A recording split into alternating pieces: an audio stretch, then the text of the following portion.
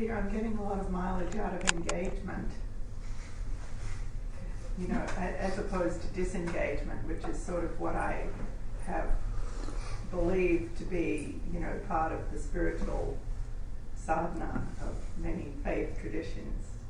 So it's interesting to see that engagement happens everywhere, in every way, and never stops. Yeah. I mean, this is what noticing does. It reveals to you the one event, which is, which, as you know, I call radiant presence, which is, or you can call engagement, spontaneous engagement of experience. When experience is present, that presence is engagement. And it's a profoundly intimate, it's inconceivably intimate and intelligent engagement. Intrinsically, it just is that. And so it's not something you need to do or not do, but it's available to notice that is the case. And then that frames your experience in a whole different context, in terms of value and relevance and all that. Everything is equally valuable, everything is equally relevant, just by being present. Yes. Even things that seem conflictual or otherwise, not relevant. Oh yeah, it's not about assessment or value judgment in the least. Yeah.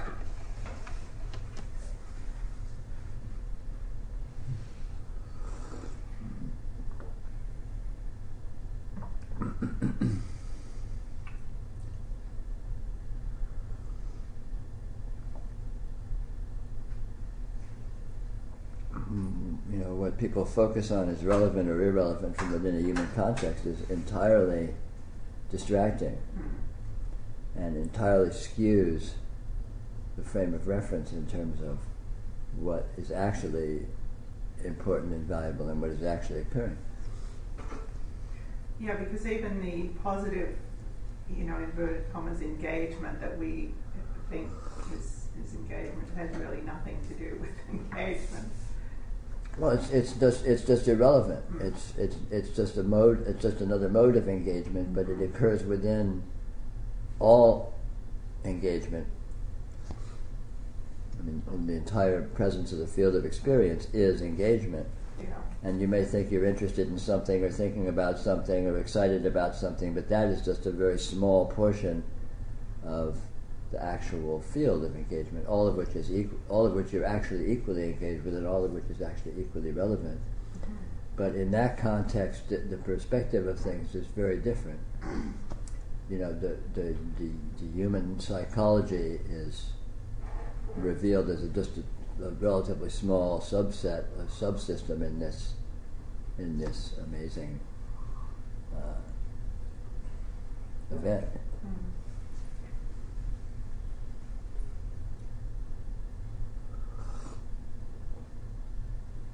It's very easy to identify with what you're doing and what you're interested in and what you think you're paying attention to and this, that, and the other. But that's such a very small portion of the full field of engagement, all of which is equally relevant.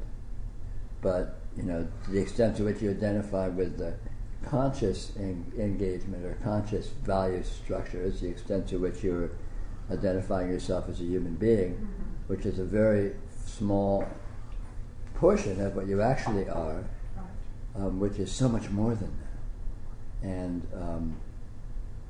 but it effectively cripples you or hampers you from noticing and discovering that astounding fullness and transcendence that this actually consists of.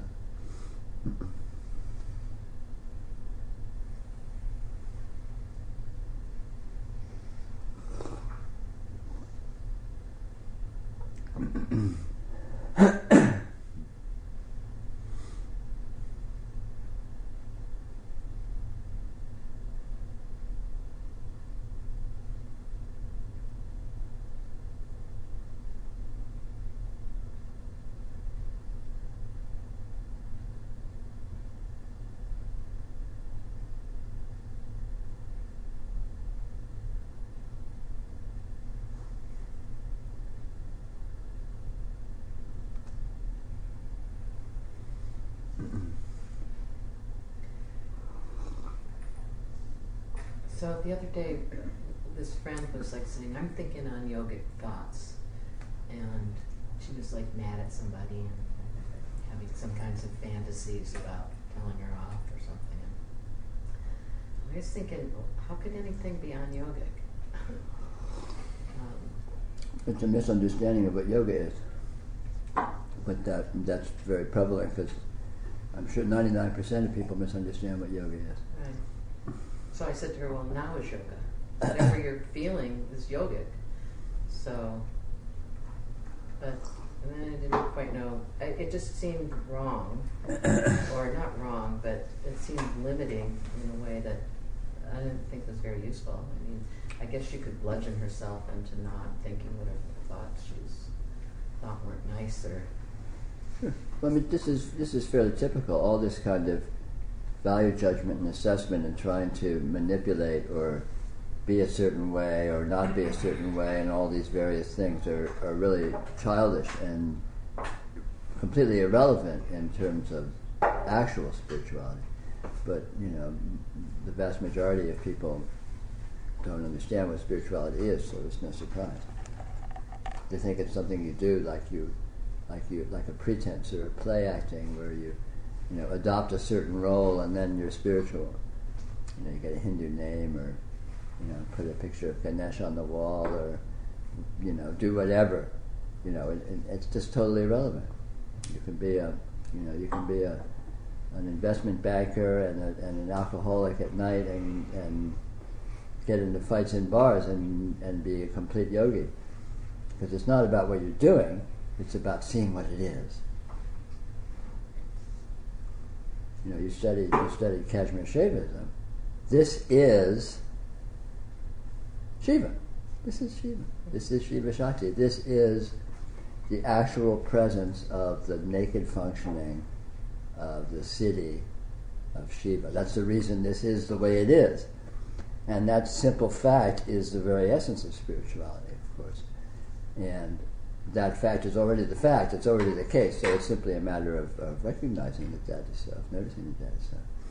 And of course it doesn't matter what you do or don't do within any defined context of being a human being or behaving in certain ways. It's much more fundamental than that and intrinsic than that. What this event is already, just in its existence, is the important point. And this is noticeable. You can discover what this is. There's no limitation whatsoever on the intimacy and the profundity with which you can recognize what this is, which of course is a drastically different frame of reference from the normal human perspective, where you're identifying with your personality, identifying with your supposed behaviors and what you're thinking you're doing or not doing or liking or not liking and so on and so forth. All of which is just, again, a very small sub-portion of course, this actual continuous event.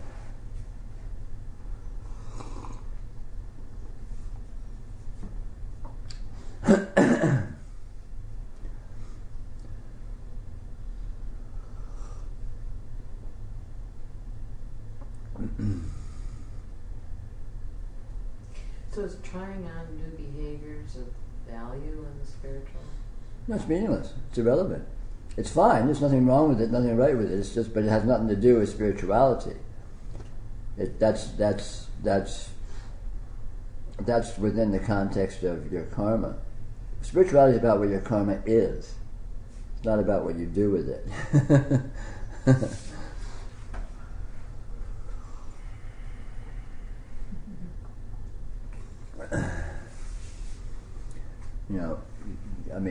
To put it in sort of religious terms, you could say God is God, and that's irrespective of what you do or don't do. What you do isn't going to make God more God, and what you don't do isn't going to make God less God. Right. So what you do or don't do is just an entirely different arena. It's a different aspect of the game than the being of the divine, which is what spirituality is about. Which is another way to put it in more ecumenical terms. It's the very existence of reality itself that is the spiritual fact, the spiritual value, the spiritual importance. And of course what you do or don't do just happens within the context of that existence. That existence is just the medium that allows behavior to seem to occur at all, irrespective of what it is. And all behaviors appear within this actuality, within this being. So all behaviors whatsoever already partake of the nature of this being, right? So you don't need to be good, you don't need to be bad, you don't need to be smart, you don't need to be stupid. It just doesn't matter, because those are just sub-modes of the way in which the radiance can appear, or the Shakti can appear in terms of, Right. shape of it. But Shakti that looks like stupidity and failure is not inferior to Shakti that looks like success and beauty. It's just a different flavor. Like chocolate is not inherently superior to mustard, believe it or not. Oh, yeah.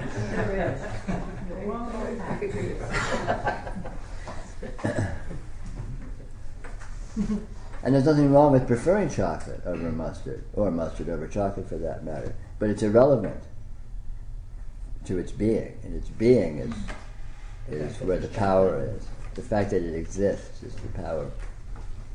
And that's where liberation is found. Liberation isn't found in what you do with this. Liberation is found in what it is, and recognizing that.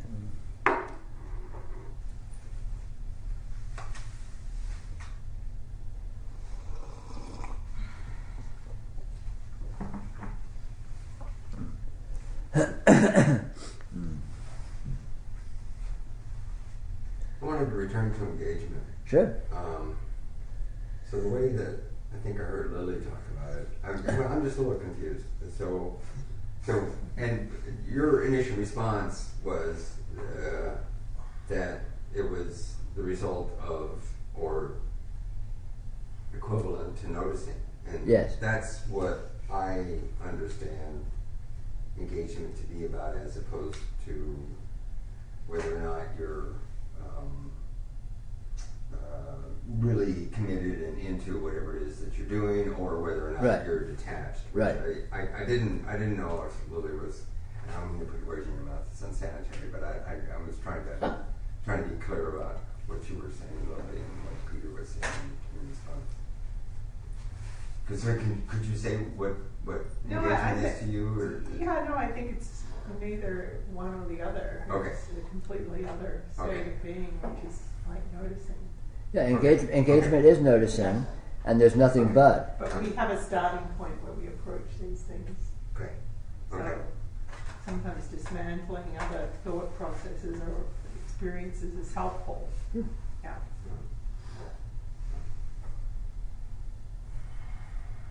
Okay. It's easy to misunderstand engagement as something that there can be degrees of, or as something that you can do or not do. And actually engagement isn't like that at all. Engagement is the engagement of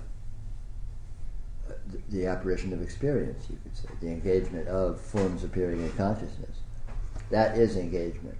And then whether those characteristics that appear in consciousness are being focused on or not is irrelevant. Whether they're being paid attention to or not is irrelevant. Whether they're being valued or not is irrelevant. The fact that they are appearing is engagement.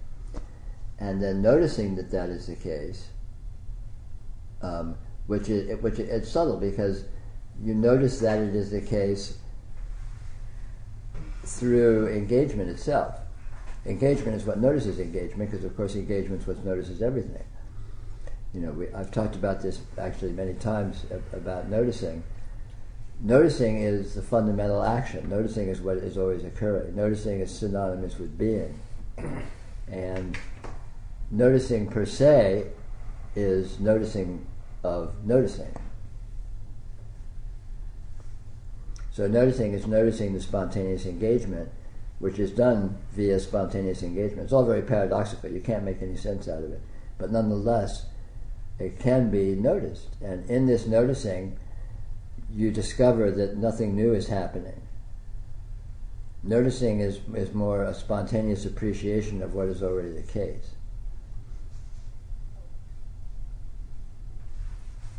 So, and yet it's possible to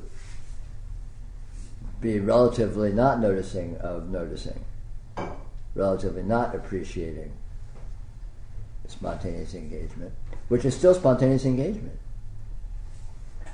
I mean, one way to put this, I think it's, empirically speaking, to be alive is yoga. To be alive is transcendental consciousness engaging with transcendental energy, let's say, if you want to be poetic about it. Life is already that. But unenlightened life, a life of non-appreciating that fact and of identifying with subsystems ignorantly, is relatively a less efficient yoga. Whereas when you begin to notice noticing, when you begin to notice what this actually is, that's when you begin to engage in yoga proper, let's say, which ramps up the efficiency. But it's not a fundamentally different condition. Ignorance and noticing and realization are essentially the same condition. There's no change. And yet the seeming process of unfoldment, the seeming process of coming into a deeper and deeper appreciation or noticing of this inherent condition, we can call unfoldment or moving towards realization and so on, is doable. And so for people who stumble upon that and find themselves motivated to engage in that, that's something that you can do.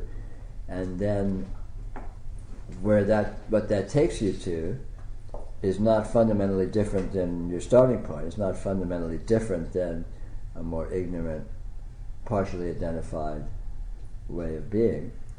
But it becomes more efficient, it becomes far more enjoyable in many ways, it becomes more luscious, it becomes more transcendental. And so the fact that that's doable is, if you're motivated to do it, well, you can. And here we are.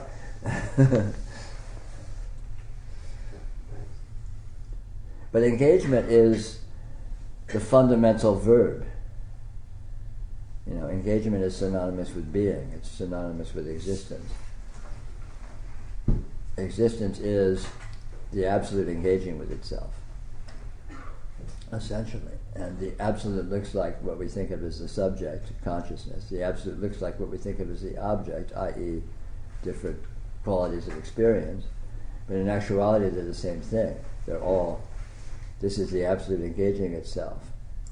And so you see the big picture, you discover that fact. Instead of, it's just me sitting here in my little body engaging with my senses in this vast world, that's a very, very partialized, over-defined, minimized, unappreciated version of what's actually happening here. But when you see what's actually experiencing your experience, what is it? Where is it? What's actually being experienced? What is this that's showing up in experience? How is it showing up? You discover its transcendental aspect, and you discover that what is experiencing it is exactly as transcendental as what's being experienced, and you discover they're the same thing, they're the same transcendentality, and they are you, they are what you are that. I mean, you just discover this. It's not a new thing. It's always been the case. It can't not be that. That's how it is. That's what it is. But it is possible to know that intimately and directly and self-verifyingly, and the implications of what that feels like and what that implies is drastically different than the implications of misunderstanding that.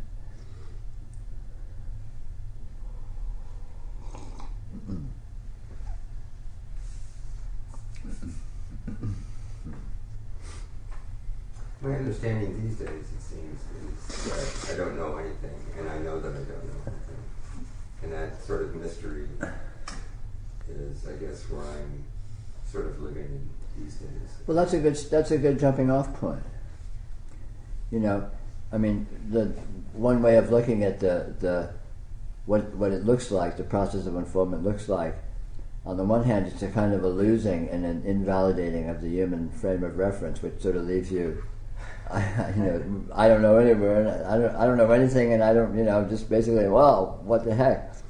But then, as you proceed with engagement, you discover the positivity of what this actually is, beyond the human framework, beyond rationality, beyond anything that a human being can recognize as meaningful.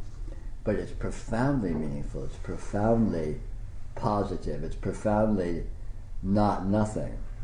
And you begin to learn to engage with, to learn to speak its language, so to speak. You begin to learn to engage with it in its own terms, in a totally non-human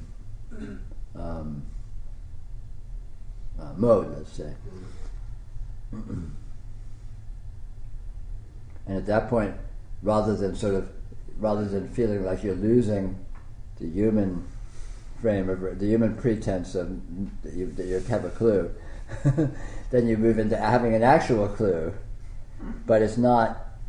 It still looks like cluelessness from a human framework, because what is there is not translatable. It does not translate. It can't be put into words. It can't be put into ideas.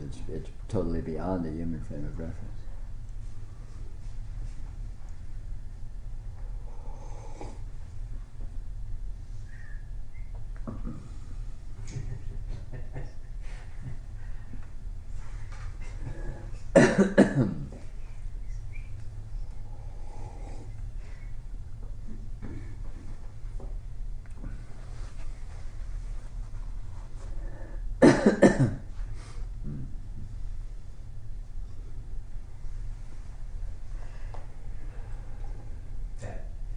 that equals of experience, that experience equals experience, that quality seems to come up right in what you were just saying. And in fact, that seems to be a function or factor in breaking down the human experience. Mm-hmm. It's just, everything is equal to every other experience. Mm-hmm. And that sort of just starts to, it's kind of like reverb quality. Yeah, in sure. terms of, It resonates Yeah. with its own nature, but it's entirely beyond the human framework, because even saying that all experience is equal from a human point of view, it says, what do you mean? No, it's not. But and yet, in actuality, it is, and the way in which it is does not translate into a human framework. You can't answer those, right? Of course, but you can't answer those arguments in human terms. But then you don't need to. So. You can't argue them in any terms. well, What's that? You can't argue them in any terms. Yeah. just there's like little semaphores or some sort of coded flag waving or something. Not real words or human, but just like you said, equals. You say equals, and somehow that is a kind of coming through. Sure. Of Oh yeah. And there's many things that humans do acknowledge that conveys this nature. For example, art. Music. Yeah, well, it's a kind of art. But these various things which are fundamentally irrational, non-verbalizable, non-analyzable, critics notwithstanding, and yet obviously something, obviously profound. How about fear?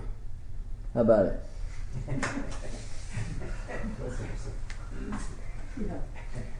It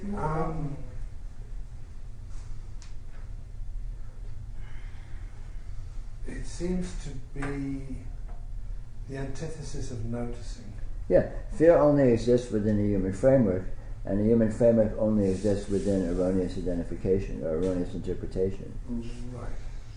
In reality, there is no fear, because there's nothing to be afraid of and there's nothing that's threatened. Except the mind sees fear all the time. Sure. But again, the mind per se, in that context, is within a human framework. Yeah. It's within, works within a mode of defining things and relating to things as being this or that.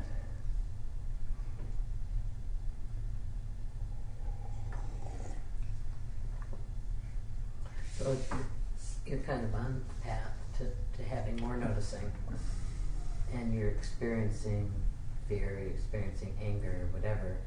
Is there any way of engaging with that energy to? I mean, if you're still working from the human realm, how do you get from here to there? Can you use those things? Always the same way you engage with anything, which is engage with what is there, not with what it seems to be. I engage with the actual substantial energy, experiential energy that it consists of. And you will discover that energy transcends what you're holding it to be. The story. Yeah.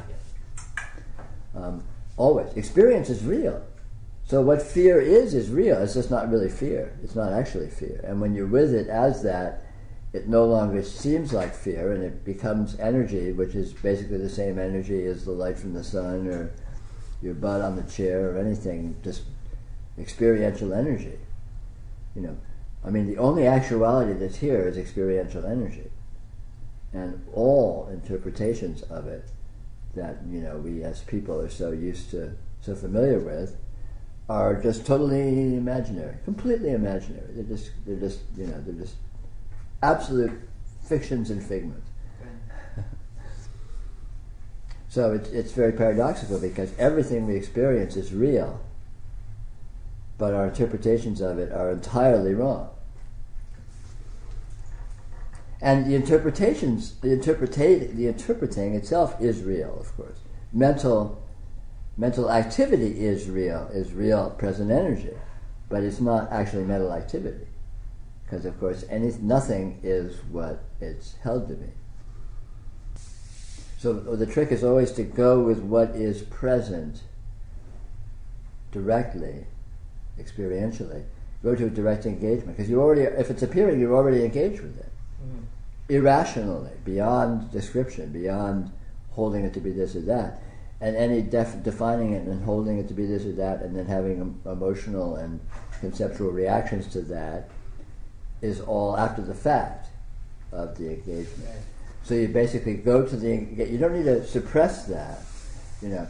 The noticing is not at all about suppressing human activity and human orientation. It's about bypassing it. So when you're engaged in reactivity and defining and holding yourself to be this and that and so on, don't worry about it. That's fine. Just let it go. Let it have its way. But you sort of bypassing, go directly to what is present and just feel that. Just feel that to whatever degree you're capable of it, and that will come and go depending on your mood and so on and so forth. But it's always, if you have the wherewithal to even notice this is possible, it's always possible to some degree. And the wonderful thing is that this direct engagement wins, it trumps, it dominates the other. Just by going to this direct engagement from time to time. You don't even, it's not like you need to even hold it. It's not like you need to try and stay in direct engagement. Just notice direct engagement from time to time. And let yourself irrationally and directly feel what's there. And just that builds on itself. And ultimately shifts the balance from orienting to a human frame of reference to this other frame of reference, which reveals itself and explains itself in its own terms and so on, just through familiarity. Something. I was listening to some recording and you said something, noticing. Yeah. Because noticing is noticing of noticing, because experience itself is noticing. Experience is reality noticing itself. Right. Just the fact that experience is happening already means noticing is happening. So noticing proper is simply noticing that fact. Right. So you're noticing. I played with that for a couple days. Yeah. Well, it's again, this whole trying to make sense of this whole thing is dizzying because it's not like that. It doesn't make any sense, and it all gets very paradoxical. And to try and deconstruct it and sort it out and parse it out into how it works is this, from this to that by this, we can describe it in those terms, but it's not accurate. It's all just sort of evocative. So trying to follow that or make sense of it in any sense is ultimately just going to be dizzying. Right.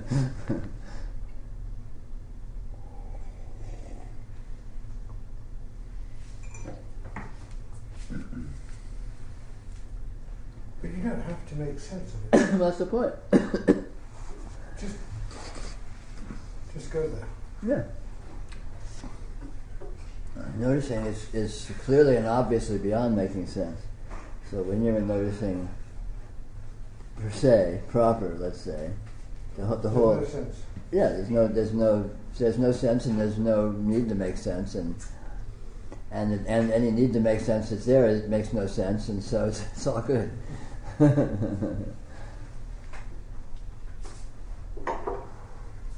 making sense is sort of like a game that we end up playing with ourselves. Exactly. And, not that you ever solve it, but it's sort of interesting at times, and it's kind of a puzzle that doesn't really have a solution to it, but it just takes a lot of bandwidth and size. Oh yeah, sure. I mean, all human activities within that framework are basically that. They're games. And they have certain rules, and you play them, and you can be good at it or not good at it, and you can win or not win or whatever. But none of it means anything, of course, except within the terms of the game. It doesn't matter whether or not you win a game of Monopoly, except within the game. As soon as you get up and leave the game, who cares whether you won or lost? I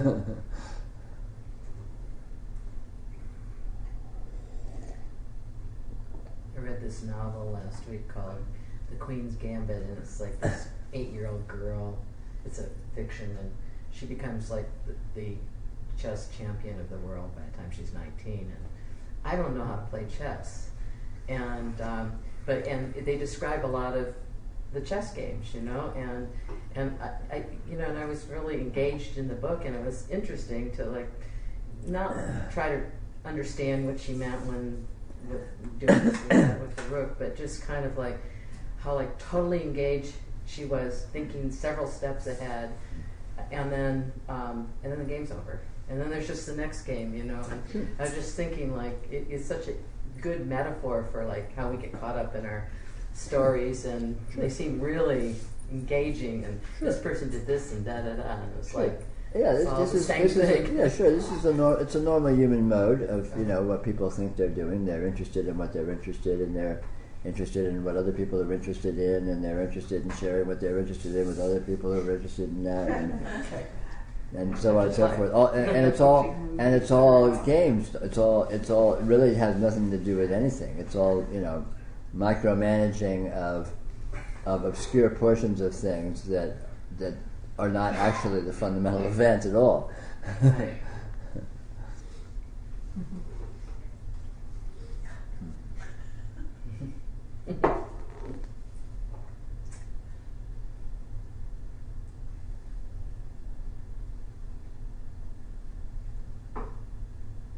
So Peter, back to engaging. So you're not really engaging in what's happening apparently, but you're more engaging with the subtle energy that is generating that apparition. Yeah, but the apparition is a subtle energy, so it's not like it's an either or. It's not like it's one thing or another. But I guess I'm confused about. You're not engaged. Engagement is with what is present. Engagement is not with what what is present is being interpreted to be. Oh, okay. And yet, if interpreting is happening, then interpreting it is present. And then you're But the supposed content of interpreting, the fantasy line, the storyline, is irrelevant. That's nothing. That's just fiction. So, like in a novel, what is present is, say you're reading a novel, a fiction novel. What is present is the experience of the book. What is present is the experience of looking at the book, holding it, whatever. The experience of the presence of thought and perhaps emotion. That's actual. But the story is not. Yeah, it's hard to separate. I mean, for me, what am I engaging in?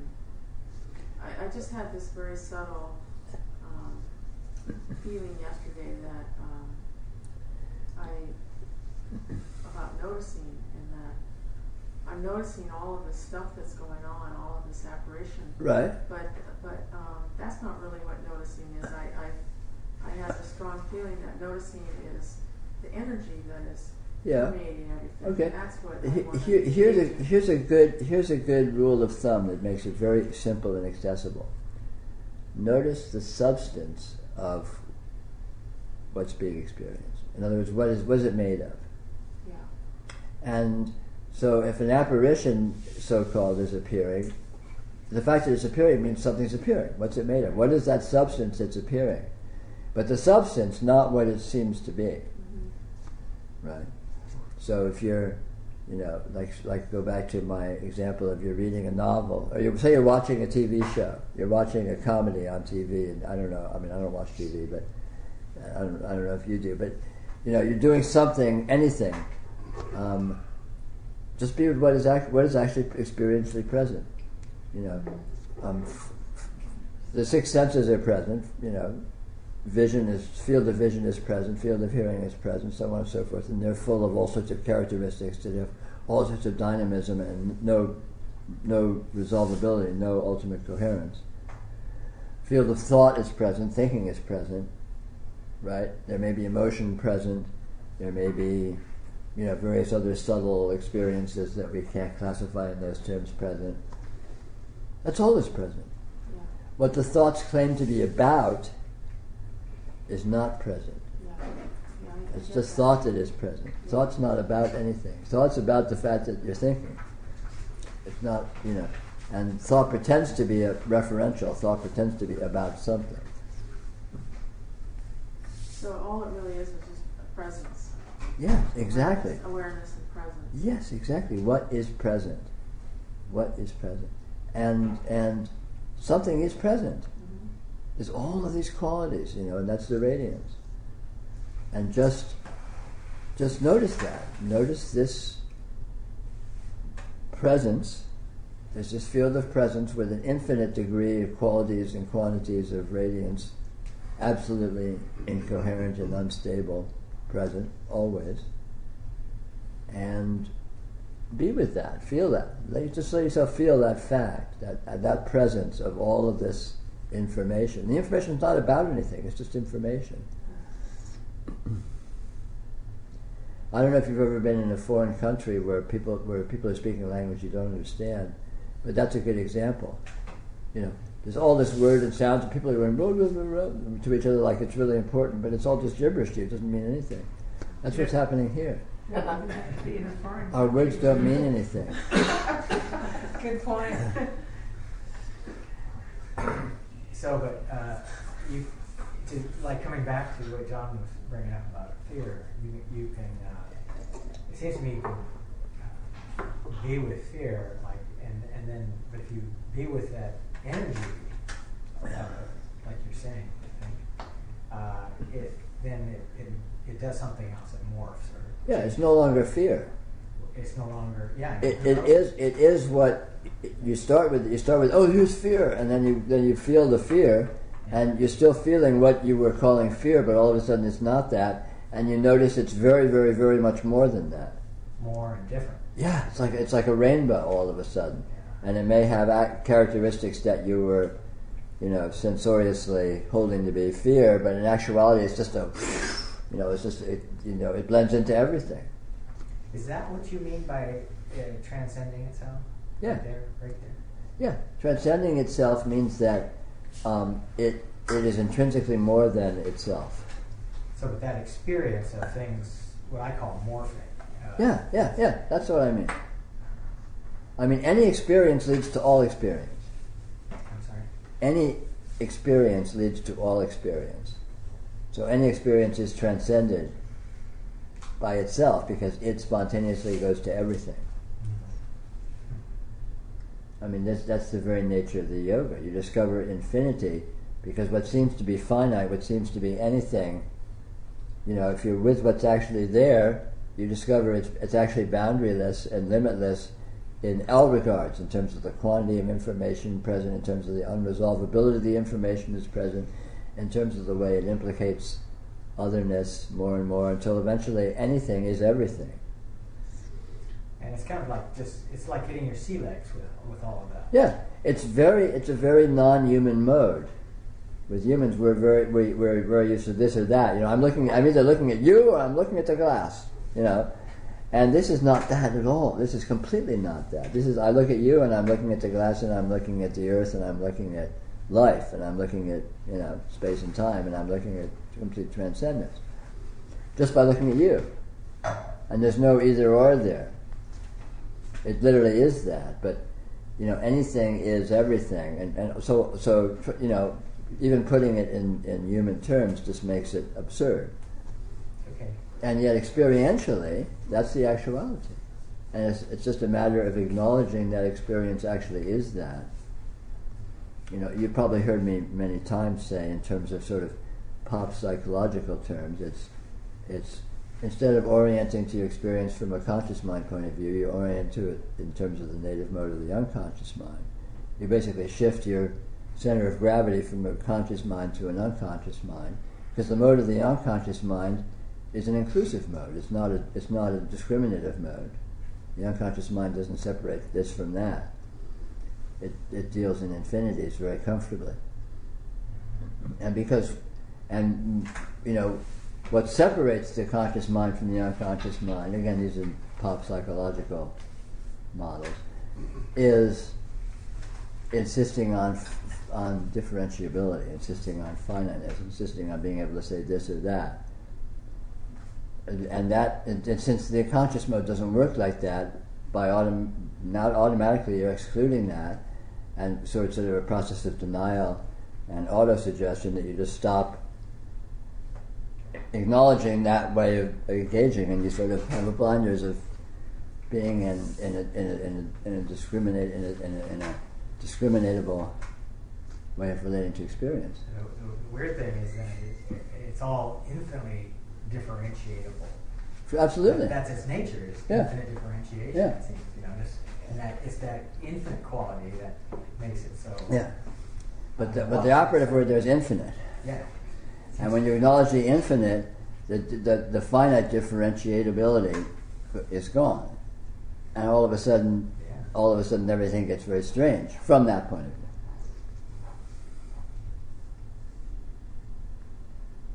But I wonder if I'm just thinking out loud. I'm wondering if that sense of that innate quality of you could say infinite differentiation is what lends itself to our sense of things being distinct. Of course. It's sort of like a we have a broad palette to work with.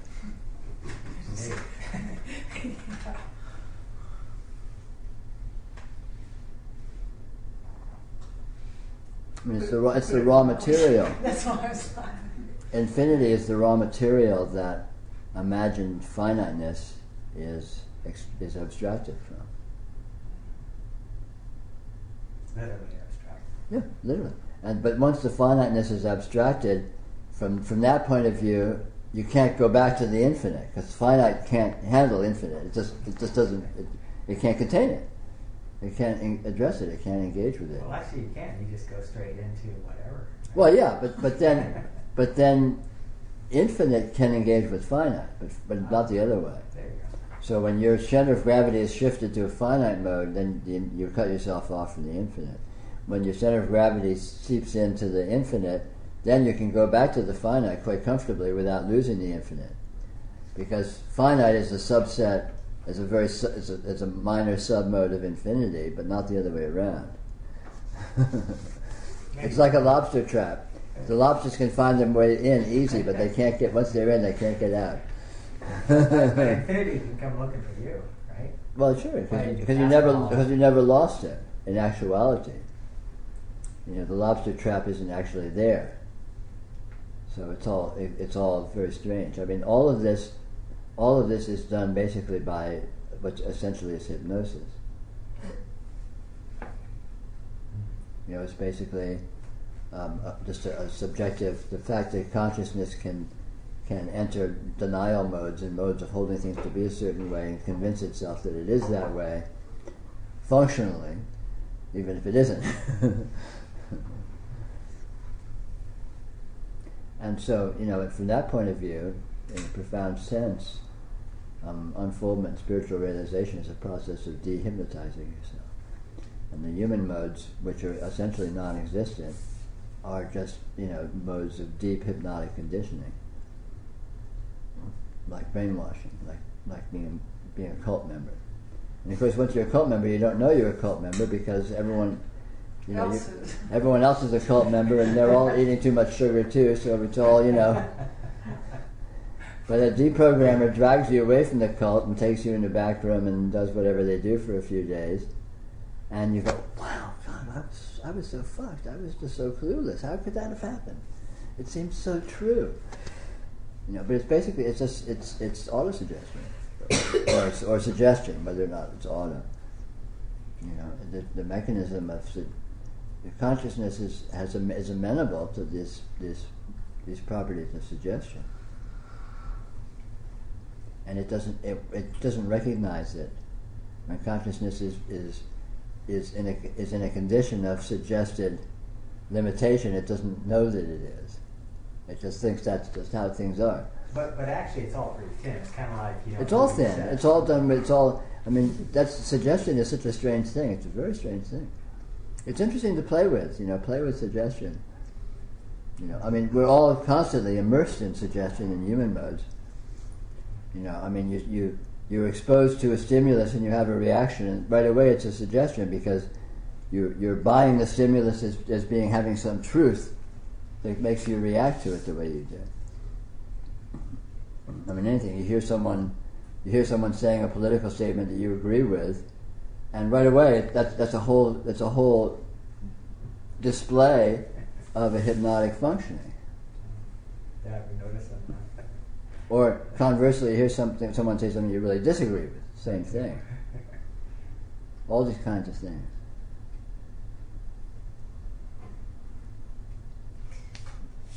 You know, it always seems kind of playing the edges of this like awakening thing. Mm-hmm. It's like then it's like, oh no, then like I'm not going to be able to manage my life, you know. But I'm thinking of it in terms of like, so when you're in the infinite, you can play with the finite. But when you're in the finite, the whole idea of being in the infinite is just fucking scary. Yeah, absolutely. The finite is scared of the infinite. The right. infinite is scared of nothing. Fear is not one of its modes. Right.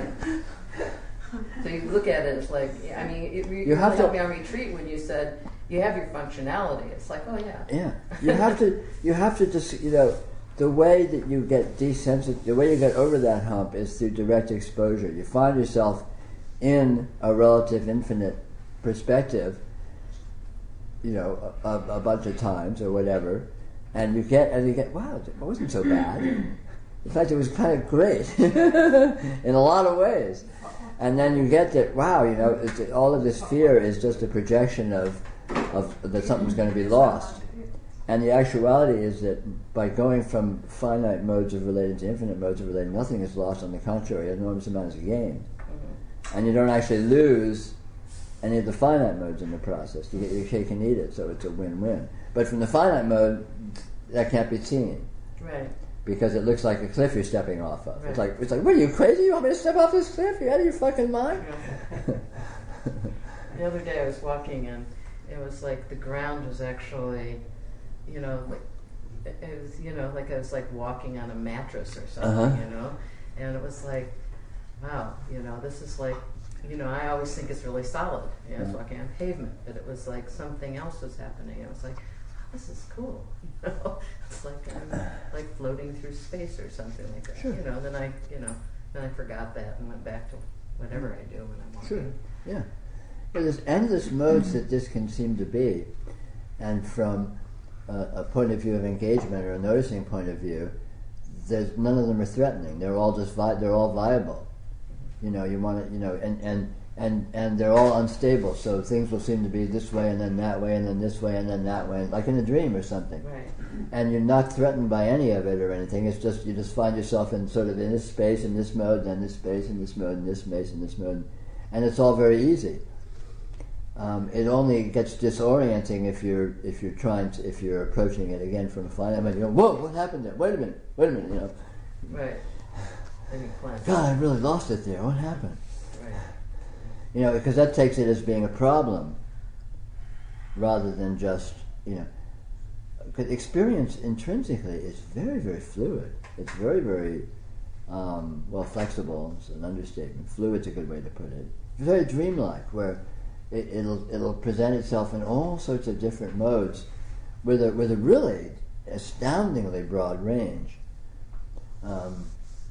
And when you're with experience as it actually is, this of course is quite apparent, and you're quite comfortable with it because that's what it is, you know. And in actual fact, it always has been that, even though we're used to being in a finite mode where we're censoring all that and holding things, you know, keeping it together and holding this rigidity and all that. And when you lose that, you're dissociated. Yeah, yeah. I mean, there's a label for it instead of like the dissociated, what we call dissociated being actually just being in the flow of experience. Yeah, yeah. I mean, in a way. I mean, I suppose that it's, you know, it can be, you know, psychologically problematic if you're partially dissociated, where you're still trying to relate to it from a point of view of you know, a coherent way of holding things, and then you're losing that, you know. But if you go all the way, if you go the distance and really let go of that, you discover that you don't actually lose your functionality. On the contrary, you gain a much more flexible functionality. But you have to go the distance. If you just flirt with it, then it's like a pathology. You know, it's like you're sort of in two worlds and not in either. So you're failing at both, or you don't get the benefits of either. Let's say. You can't really flirt with it. Huh? You can't really flirt with it. It's either, No. It's either. No, but that's part of the. I mean, part of the process can look like that. You know, it's possible to sort of lose it and have that lose it problematically. Yes. Right.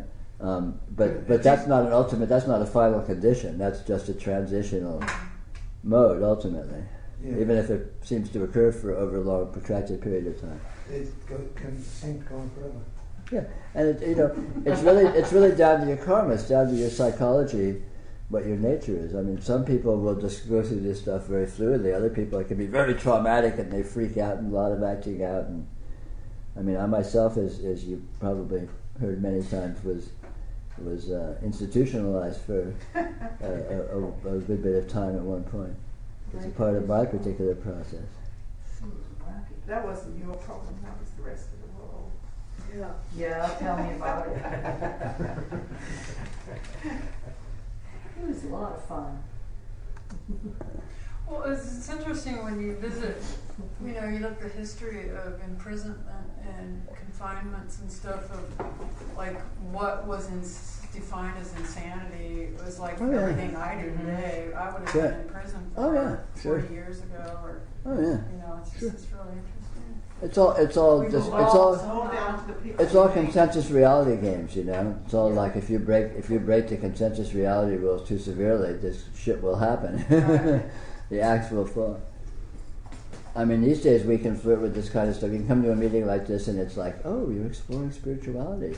I mean, we'd all be being burned at the stake or something at certain points. Exactly. Or taken out and shot in front of a wall for sedition or God knows what. Yeah. You know, it just depends how constraining the current paradigm is. Mm-hmm.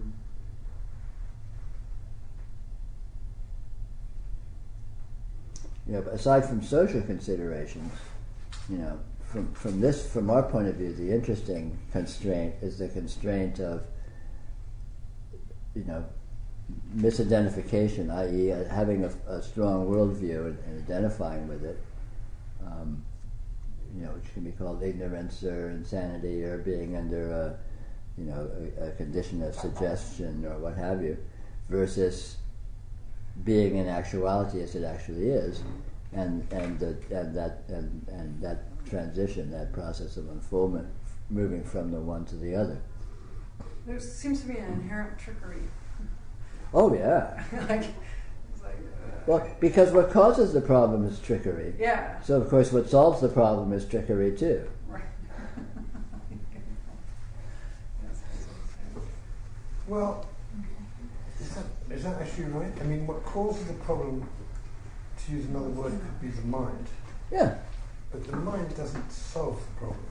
No, but the mechanism that causes the problem is the same mechanism that solves the problem. Right. Okay. Yeah. Because Because of all this. Absolutely.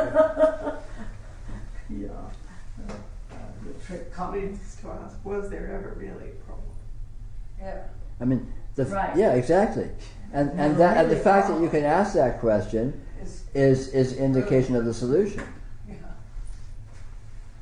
Mm-hmm. That there can seem to be a problem is an indication of the problem. And that you can say, but yeah, is it really a problem, is an indication of the means to the solution. I think we did that in the first retreat, where we just kept saying fuck it. You know, I had a moment after The Maha Mantra. Mantra, yes. Yeah. What's that? Oh, fuck it. Oh, okay. Fuck it. Fuck it. Oh, fuck it. Universally applicable. Yeah, right. It worked later. Say it like you mean it. Put some heart into it. Fuck it. Man, fuck it. Oh, fuck.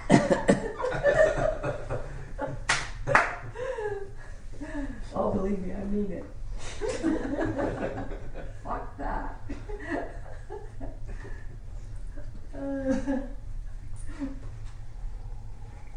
It's weird how good it feels when you really mean it, you know, when you really get in there. Really, really, really mean it. Sure. Done with that shit, man. Peter? So if there's a problem, it's a spiritual problem. And a spiritual problem, well, you can't have a spiritual There is no actual spiritual problem, and the discovery of that fact is the Right. spiritual solution. Right. That there can seem to be a spiritual problem is all problems. Yeah. It's the same as No problem can exist except the problem that there can seem to be a spiritual problem. Yeah, but And there's that sort is of not- And the a discovery that calculus. there is no spiritual problem is the solution to that Yeah, I problem. know, but there's sort of a calculus that you have to go through. Yeah, oh no, for sure. Yeah. At least I have to go through that. Yeah. You have to come to see that that's the case, and it has to be verified actually in your experience. Yeah. Which of course is relatively easy to do because it is in fact the case. Yeah, that's what happens. But you have to exactly. get to that. You have to be able to access that experientially. You can't argue it or assert it or something like that. That won't do shit. Some people can do this mental calculus more easily than others. Oh yeah. Yeah. Well, everyone has different modes too. You know, some people are more heady. Some people, everyone's energy works differently. I wouldn't even say that it's that some people can do it more easily than others. It's just that sometimes the person is the moment has arrived and Sure, whatever. Otherwise it hasn't. That's it. It's simple. Sure. It's not about. Well, I think that And you can even I approach think it. John was referring to that different people have different strengths in terms of where their energy is strong. Some people are more physical, some people are more mental, some people whatever. You I can mean, approach this from many of those. that's what I'm saying. So, right. Yeah. When you're ready, it's happen. Seeker is ready, the Guru will appear.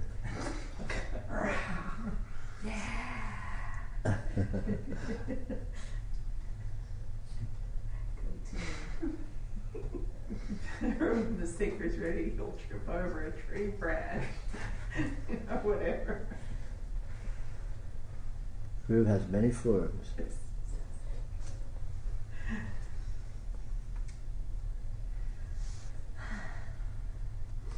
Oh, it's just doing a little commercial break. They want you to go pro, is all it is.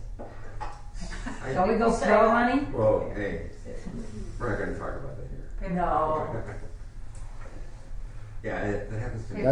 That's between you and your sex therapist. Shall we talk about it later, honey? This is a family show. Good thing we're off the air right now. No, so we're not. So we're going to have a 10-minute break. So online people will be back in about 10 minutes. But And no, don't. I'm going to. Yeah. They want to participate. Of course. I look out for my buddies online. When you're at home and you're watching, you know, see, there's John and Dean. What more do you want? Oh, okay, now we got. Oh, now we got Michelle and Steve and Dean. The kitchen. Oh, see, guys, that's where. Ha ha ha! I love this part. Yeah. Who's that? Rona. And there goes Peter. Peter. I like to call him Pa. There goes Pa. Our daughters call us Mom Pa. Is one word. Capital M-A, capital N, capital P, capital A. No, small a. So it's capital M-A, small a. Mom Pa. Ma and Pa. And they started calling us that some years back. And Yeah, I think Mom it's Pa. nice. How you guys doing? How you doing, Mom Pa? And they send us things in the mail to Mom Pa. That's cute. Yeah, Mom Pa's around.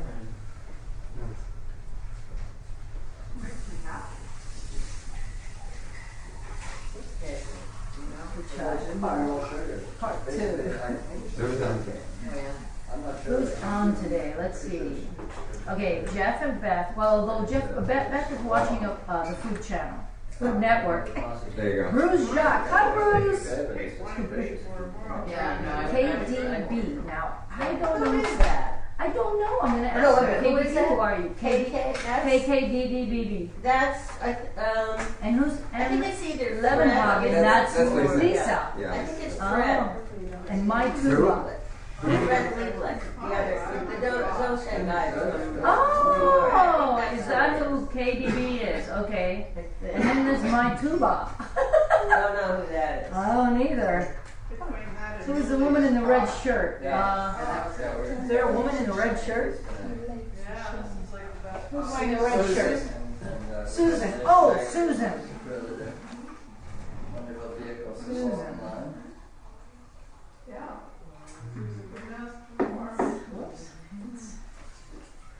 What did you call my name? No, somebody was asking, who's the woman in the red shirt? I'm just telling you. That's not me. Yeah, they're getting it there. Well, it looks probably red on. No blue. There's somebody else. I know. Isn't that cross incredible? She goes again. Yeah, it's amazing. It's Who asked that? Rona.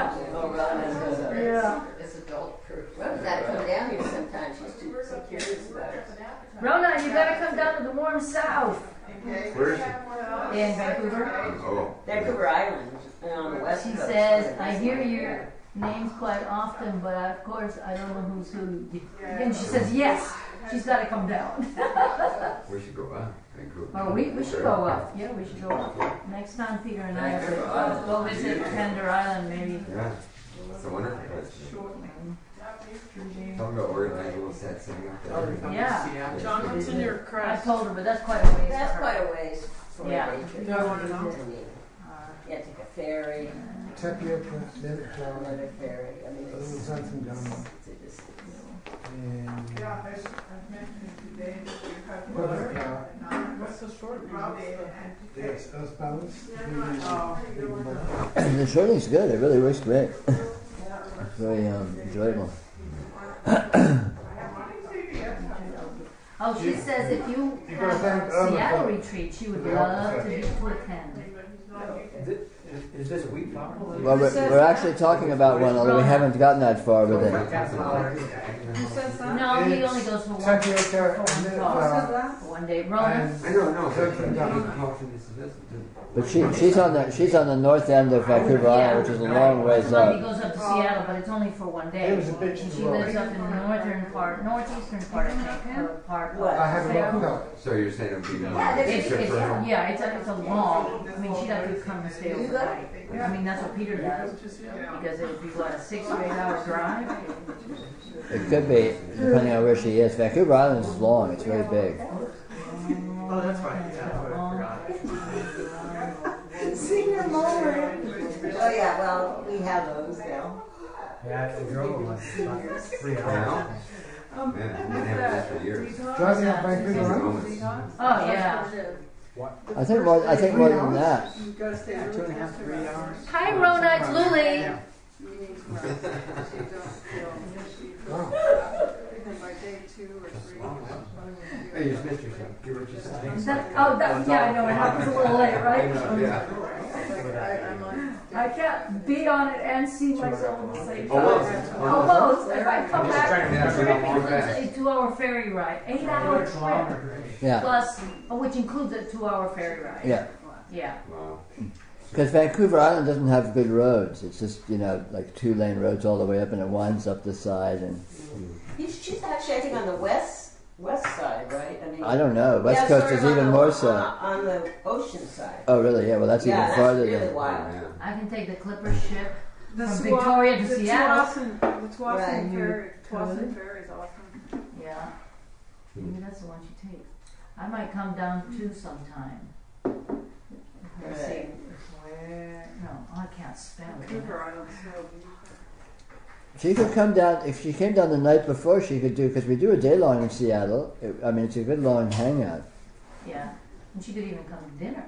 Yeah. Oh, totally. Yeah, we do a dinner. Yeah, we do a dinner the night before Friday night. Well, she's hearing you. Well, in that case, she's hearing me. This goes out to Rona. My Oh, and you know who? And G.O.G. What's G.O.G.'s name? Gog. I don't know who He's in that is. Calgary, Alberta. Oh. George! I like that better.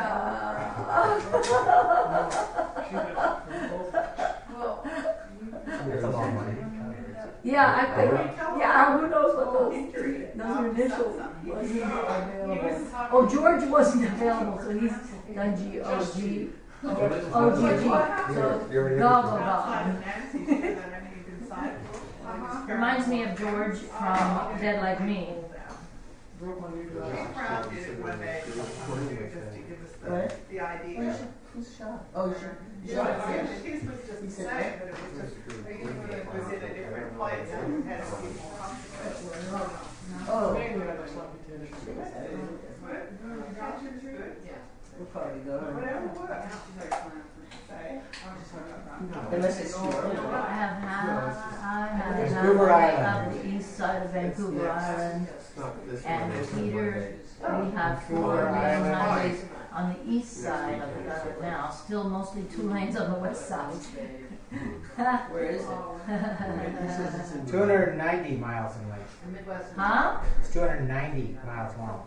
290 miles, sorry about the typo, yeah. Yeah.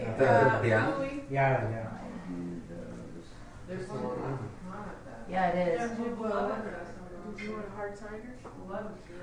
I'll take a little bit in a small glass. Put a Taiwan on. When you want me Are you- hard cider? you're Do you collect these little apples? I know I've got a lot going out this Friday. Oh, do you? I take everything to Salvation. What day is it? That's all I use in my garbage bin. Susan, can I you should use bring your the box? Susan. I'll have a little bit of cider. Yeah, Lily just kind of different. Oh. But I might be wrong. Next Sunday, right? I think.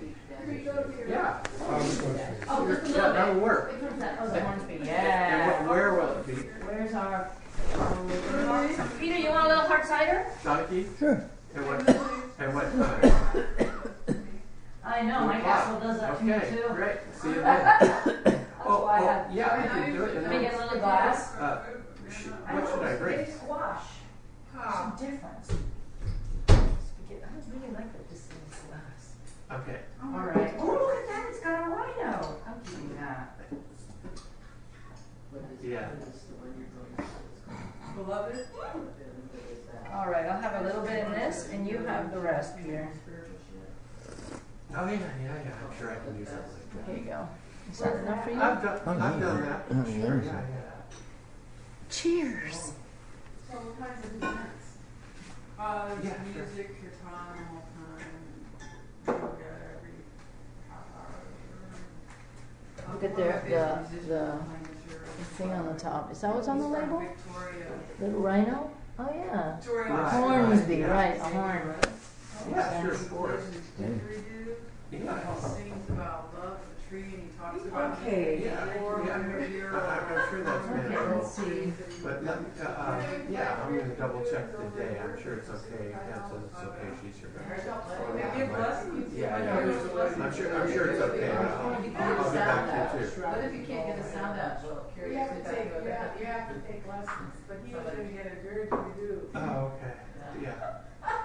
Well, you think it's funny, but then we become mesmerized. That's the most Okay, good. I Yeah. thought I wanted to Yeah. get a didgeridoo. Order less Ross Malai because I don't eat it.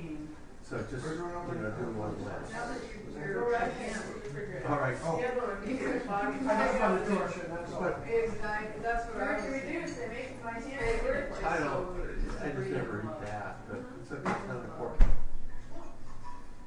It cures sleep apnea. No, that's okay. It'll work. Whatever. No medication. And no machine. Just play the didgeridoo. Okay, good. I think you had too much spaghetti squash. Yeah, I think I did. Lily, what'd you put in that spaghetti squash? Did you Squash. She had too Too much much. spaghetti squash. Spaghetti squash. There's All right. No, Okay, it's fine. good. No, she had too Talk much. to me. It's just because you eat like a rabbit. Now I'm getting some solid fruit. She's been goofy. And do you like this? Oh. Oh, isn't it great? Okay. I know. Well, sure. I know. July 25th. Remind me, and then I'll do it the very moment you tell me. Oh, yeah. Really high on something, girl. Get that for Seattle on Saturday. Yeah, okay. I know, the elixir is pretty, it's been fermenting. Yes, it's been fermenting. They don't call it gin. No. Gin, jar. Oh, sorry, cows. Nothing, unless Susan's. I don't know. Yeah. Yeah, I do too. And Freddie. What do you use this for? And Fred is Oh, what I there. use it for? Hard water to toss this on windows. Oh. Yeah. I've never seen it. Right here. I've had it for 6 months. I haven't had the time. Glass composting. Where'd you get it? Costco or something? I went at a Really? Oh, so you can use it on your car. Whoops. One of these, like, It dries to the little bits. Yeah. It's an abrasive. one of these days. Well, this is not. This is the dried cream. Okay? I'm just saying. Look at my yoga mat. I don't know, but I'm Look just at saying. yoga mat. It's making yoga. There's no chemistry. Oh, okay. Yeah.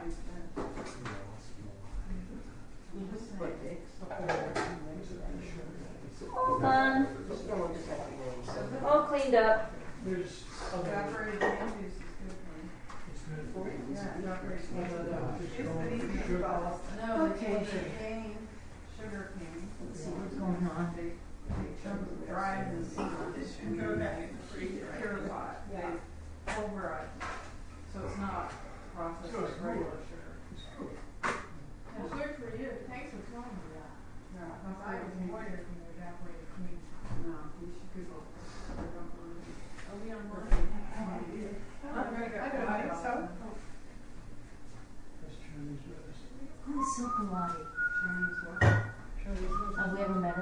person? Hmm? Sokolade? No. Sokolade. Oh, nice looking guy. Oh, yeah, that's his name, Mario something. It's a guy. Take it off that table. Yeah. This one. Oh, No. I love it. Are we back? Sokolo. Sokolo? I don't know what his name is. His name's Mario something.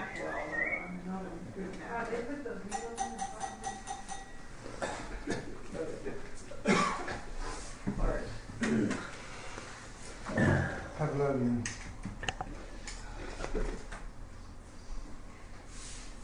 Ring the bell and everyone stops talking.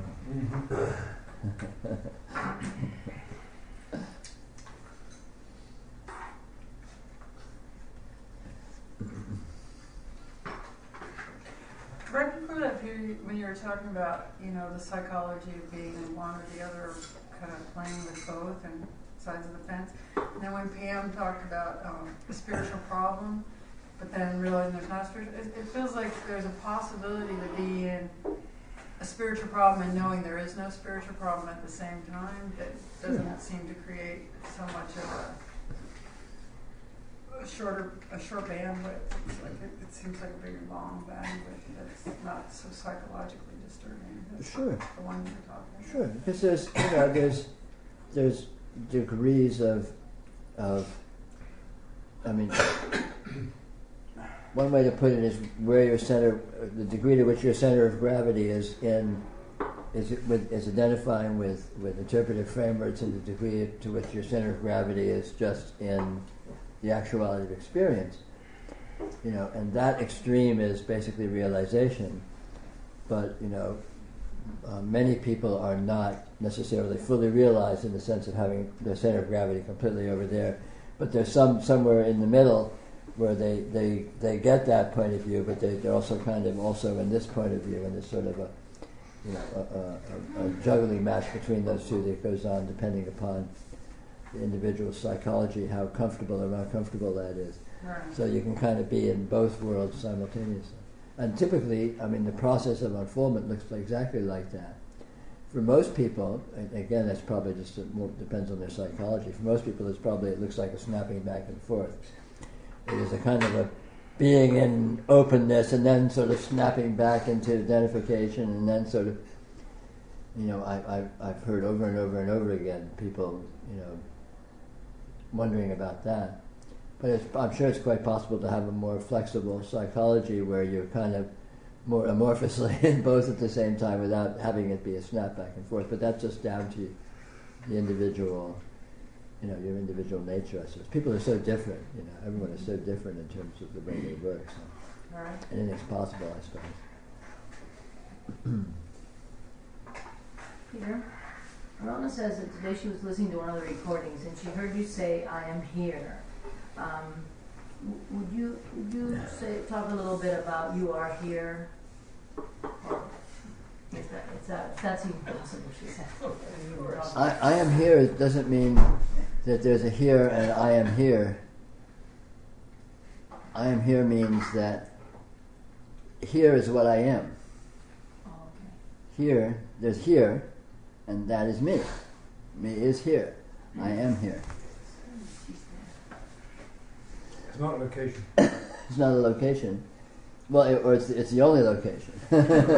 Reality is here. I am here. I am reality. And this meanness is the here-ness. And Yeah. it's inseparable. You can't. They're not two Well, things. there's only one thing, and Right. I can call it I can call it here, I can call it reality, I can call it radiant presence, you can call it the experiential field. There's all of these different ways to refer to it, but it's the sole fact, it's the sole actuality, which is this that is here. And it is me, it is this, it is, all these words we can throw at it, but they're all synonyms. There's only one thing, so naturally all words refer to it.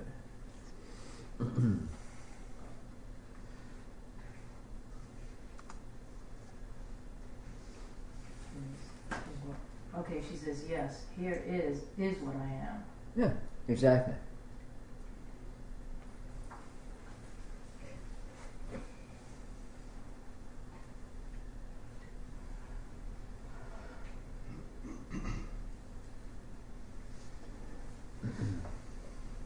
I mean, you've heard many times, no doubt, the famous Sanskrit Mahavak from the Vedas, Tattvamasi, which translates to "I am that," and it's just another, way of saying the same thing in a dead language.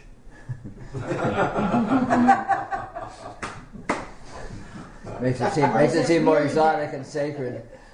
But is it Tattvamasi. You just said it, so not.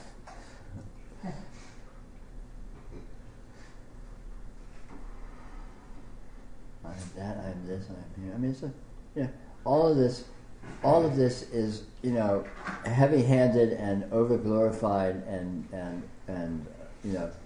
over self-importanced versions of just the statement of the fact of, this is it, here it is, shit happens.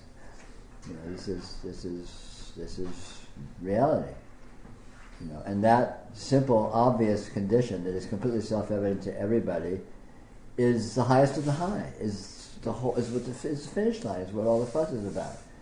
All of the most exalted spirituality that's ever been put forth, ever been engaged in, is nothing other than this fact that's right here.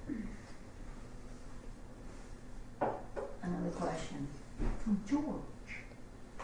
From Alberta. Can you talk about if the ego can use realization as an excuse to continue unconscious/unhealthy patterns? He's not sure he worded that right. Yeah, it can pretend to, but not effectively. On the other hand, realization is not equivalent to psychological health from a human point of view. It's equivalent to true psychological health, but it does not equivalent to healthy behavior. In other words, just because a person becomes realized doesn't necessarily they're not going to be self-destructive or something. I can imagine it'd be quite possible to be an alcoholic and to attain realization and continue to drink. Oh, yeah. For example. What? So I don't know if that's exactly what you're talking about, but realizing the actuality of this condition is true psychological health, but it may or may not conform to some human psychologist's definition of what true psychological health is. And it certainly doesn't relate to social adjustment. No, it doesn't relate to social adjustment. It doesn't translate behaviorally at all. It doesn't translate to anything. Yeah. Actually gets you nowhere. It does. It gets you exactly nowhere, in fact. Yeah. It's a technical statement. Okay, Rona says, then asks, in the simplicity of I am, here is there enlightenment? In that? Yes, absolutely. Okay. But it's not just simplicity, it's comprehensiveness. Okay, that's a subtle difference. Well, it may or may not be. It depends on what you mean by it. Right. When you say I am, you're saying everything that can be said, and it includes everything that is. I mean, it's another way of saying, it's like we were saying earlier, it's another way of saying I am here, or here is me. But that's also the It's ultimate inclusive. simplicity, because Yeah, everything it's absolutely is included simple. as oneness, Yeah. or whatever you want to say. Yeah, There's nothing else to complicate it. yeah. There's only one fact. There's literally only one fact. That's about as accurate a statement as can be said. There's only one thing happening. There's only one fact, and that fact is this right here, and that fact is you, and that fact is reality, and that fact is God, and that fact is blah blah blah blah. That fact is you. Sure. That fact is I. Yeah, as I. Well, He's speaking to us. I'm speaking to a hypothetical person who's hearing these words. I'm positing, and I'm imagining such a fantastical condition. Just clarifying.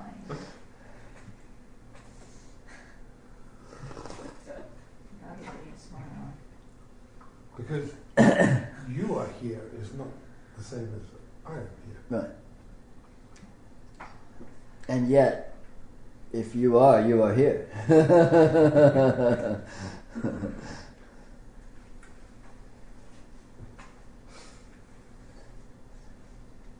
You were talking about karma earlier, Mhm. and I know on the level that you're talking, I am here, karma doesn't exist. So Well, it doesn't. It doesn't. It's not that simple. okay. Because I am here, an aspect of I am here looks a certain way, and you can't say what that way is because it's actually infinite. In other words, it's not a finite way that is actually could be described comprehensively. But nonetheless, and strangely, it appears a certain way, which we're all very familiar with because of the way our lives appear.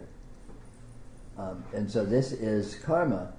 Now, karma isn't anything not because it's not appearing, but because it's infinite and transcendental.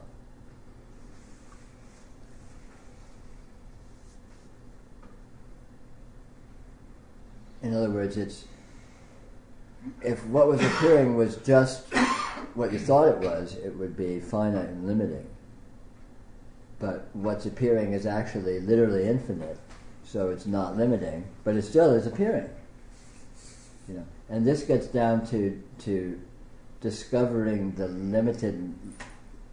limitlessness of apparitional qualities.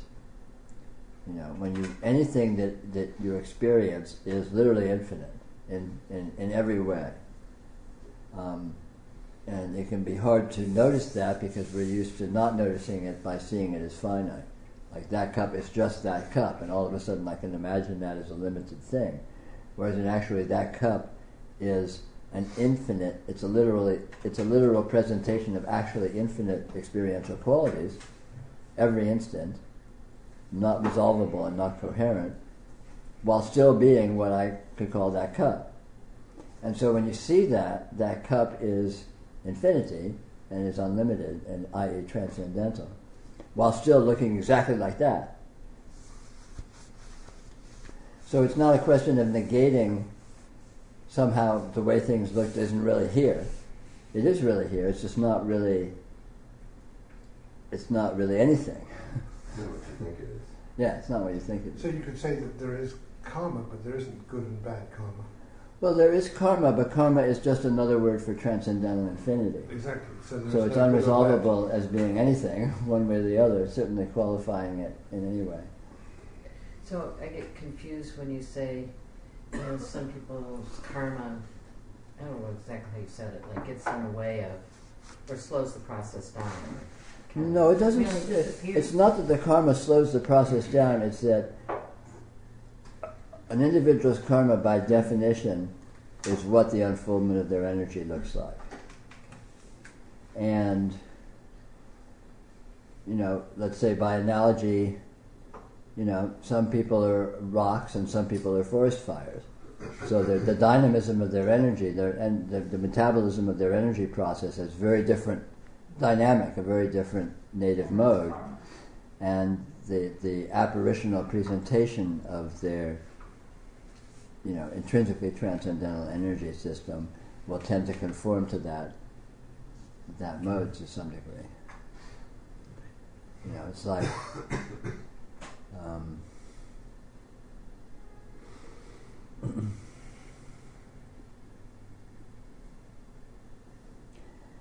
everything has its nature, but that nature is not limiting. But nonetheless, that nature is what it is. And the way in which that's so is irrational. It doesn't sound like that makes sense. And maybe it doesn't make sense, but nonetheless, that's how it is. And interestingly, it can have meaning. Huh? It can have Oh, it has profound meaning. Yeah. It has profound meaning. Not necessarily, but Well, I think everything has profound meaning. I mean, not meaning in human terms, but everything has a profound. Everything is contentful. Everything is everything is just. But I was thinking of like tarot cards. Mm-hmm. There can be real meaning in there, Right. Sure. But not necessarily so. But that's part. That it is itself part and parcel of karma. Karma can seem to be more or less meaningless, meaningful or less meaningful, and yet it's all intrinsically as meaningful, but still in all the way it presents is down to its, you know. And when you begin to when your unfoldment begins to accelerate, and when one begins to find oneself in unfoldment proper, is when meaningfulness is discovered. And when you begin to discover the profound meaningfulness of just all sorts of aspects of your experience and of your life that you may have discounted previously as mechanical or irrelevant or ephemeral or something, and it turns out that wow, everything is just this. Everything's like an encyclopedia of pithy, content. Just every little, I mean, this is the discovery of true self-worth when unfoldment begins. Because it's normal, normal human ignorant psychology. It's normal to have some degree of self-loathing or self-deprecation, where you think of yourself as limited or as something somehow less than something or somehow whatever, right? And you discover, wow, every aspect of the way that you are is profoundly sacred, profoundly meaningful. Even the things that, you or generally might be used to being qualified as limitations or problems or, drawbacks turn out to be just this amazing sacramental, qualities. Every quality is profound, is what it gets down to. Every quality of energy is profound, and everything that shows up is a quality of energy. So when you be in an unfoldment, you begin to discover that fact that everything is energy, and then you begin to, when you're with the energy, then you get this energy is profound and is profoundly meaningful, and the fact that it looks like what you're used to thinking of as this or that in your life is just an artifact. It's basically irrelevant, and you discover that it never was, what you may have thought. Never was really anything. Yeah, yeah. And in not being anything, it is profoundly meaningful because it embodies all meaningfulness. I mean, the actual radiance, the actual energy that this is made of is pure intelligence, inconceivable divine intelligence and inconceivable divine purposefulness, and so on and so forth. And as you come to be with this more and more intrinsically, this becomes more and more obvious, and obviously you come to appreciate it and value it as its sacramental nature and so on. So it doesn't matter if it's a stone or a forest fire. Exactly. And yet nonetheless it may look like a stone or a forest fire. You think that's funny? You're a rock. More like a forest fire, okay? Really?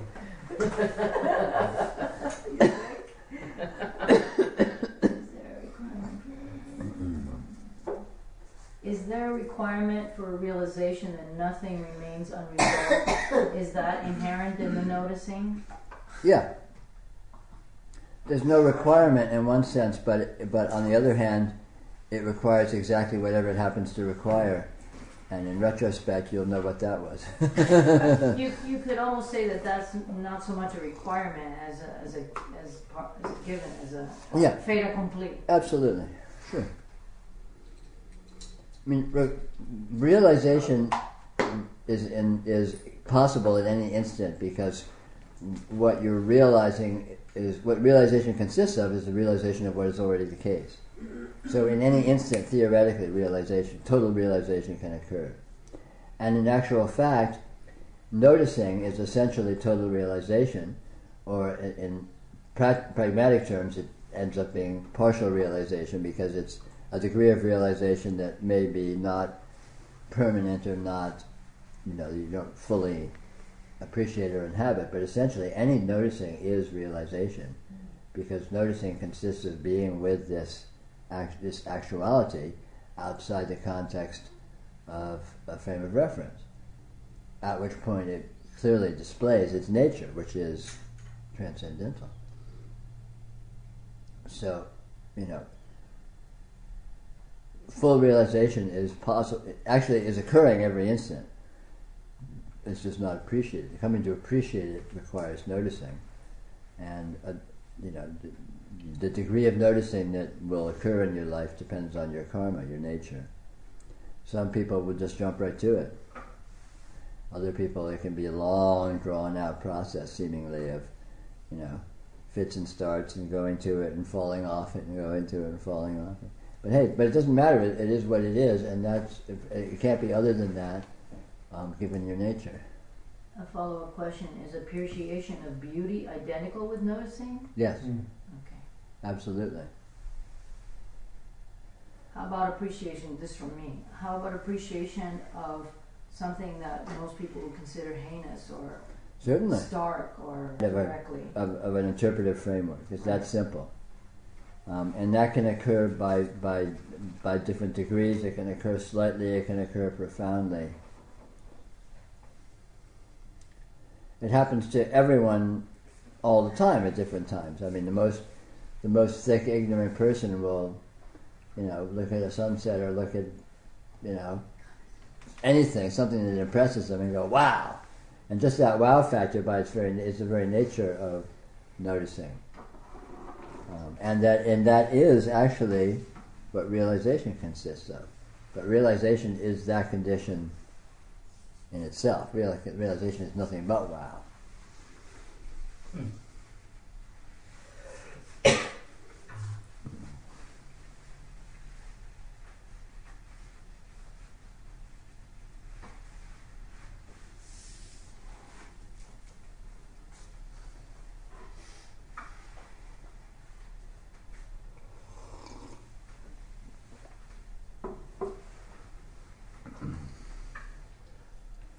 Even calling it realization is way too formalized. It's simply a matter of what this is inconceivable, is amazing, always has been, always will be, and it's possible to notice that. That's all, or not. And if you don't notice it, it still is that. If you notice it, it's that, and you get to groove on it. That's all. That's simple. It seems like the kind of the dogmatic trappings, like different teachings have kind of used that word as kind of this thing that. All this stuff. I mean, was helpful. Oh yeah, spiritual philosophy and spiritual teachings have just been a straitjacket. Well, it does. I mean, in Christianity, they don't have realization actually, so it's more whatever they based call in, it. Well, they do. They have In the fun thing. Catholicism, they do. If you get to be a saint, Uh-oh. No, well, that's the only Christianity I know That's about. after you're dead, though. No, absolutely not. Not true. It's also it's what's known as beatitude, the sense of union with. anyway, it's unimportant about how different traditions qualify this. The whole point is that, regardless of traditions, this event here is intrinsically, inconceivably amazing and cool, and it's possible to notice that to any degree at any time. And why not notice it? Because it's a whole lot more fun than not noticing it. And terms like realization, enlightenment, and things come with a lot of baggage. Yeah, totally. I mean, they're true, and what they refer to is nothing other than appreciating how amazing this is. That's all. Well, realization sounds like a thing. Yeah. But it ossifies. It's like noticing realness. Yeah. Sure. The more but realness you see. But it's a complex and it's a double-edged sword, because in a certain sense, realization is a thing. It's the only thing. I mean, it's the high point of human achievement, and it really is as amazing and spectacular as it's held to be. But having said that, that's no reason to put it on a pedestal or glorify it. It is all of that, and yet it's right here, right now, and everyone is in nothing but that, and you can appreciate that to whatever degree you can. But it's not. You can. Seeing realness. Sure. Is you don't even need those words, right? But it just you could do that so-called more or less. You could Sure. see, but it doesn't matter what at all. No, it doesn't matter at all. Nothing is gained, nothing is lost. It's so I don't know where you would be realized or have realization, anything like that. It doesn't make any sense to me. Well, it may or may not make sense, but nonetheless, realization is an actual, call it an achievement. Event. It's an event. It's an actual event. In other words, it is possible to become realized, and that's even though it's not intrinsically different than not being realized, it's also very different than not being realized. And that's not theoretical. That's just pragmatic. But it's not. It is actually not different than not being realized. It's just appreciating what this is, which is not being appreciated in the condition of not being realized, even though it's actually the same thing. So it's all very strange and paradoxical. Anyway, it's really unimportant because unless it's an event that you are engaged in, it's not very meaningful. So the main thing is in practical terms, the really valuable information is that it is possible. Noticing is possible. It's possible to be with your experience more directly than you may be used to being with it, and that is intrinsically valuable to do. And so that is the yoga, so to speak. And then if and when the yoga arrives at some goal, then that becomes relevant in practical and theoretical way. But until then, it's just dogma, and who gives a shit?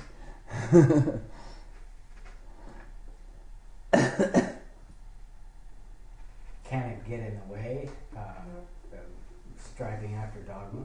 Can what get in the way? Can people going around feeling like they need to achieve realization or something like that, can that get in the way? Sure, it could. Anything can. But it can also be a motivator. I mean, it's irrelevant, anything, nothing is intrinsically a problem and nothing is intrinsically not a problem. It's the degree of being with it intelligently or being with it stupidly that makes things useful or makes things entrapping.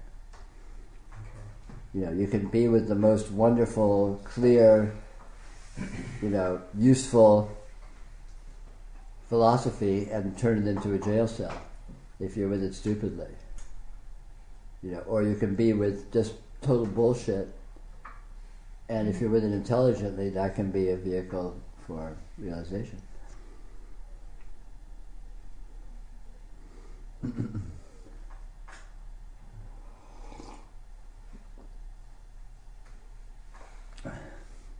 So the trick is to take advantage of everything. Use everything and anything to your advantage. Don't build a jail out of anything. And that takes intelligence. Because what that means and how to do it, you have to find for yourself, and you find it by intelligent engagement. And in everything there is profundity.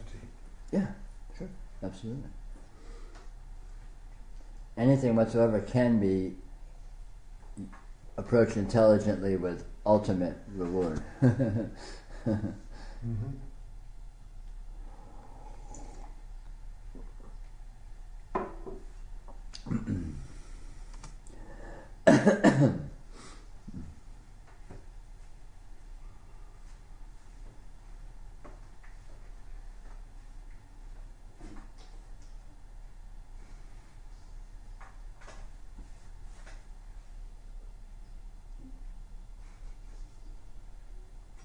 There do seem to be things that distract from realization. Prayer can, or dogma, or Seems is the operative. It's no different to beer drinking or. Well, again, I think that can be said to be frequently the case, but I think it's also ultimately gets down to how intelligently you're with it. I mean, I think that's really the ultimate factor, and so, qualifying things that are more often problematic than not, I think is not really of the essence.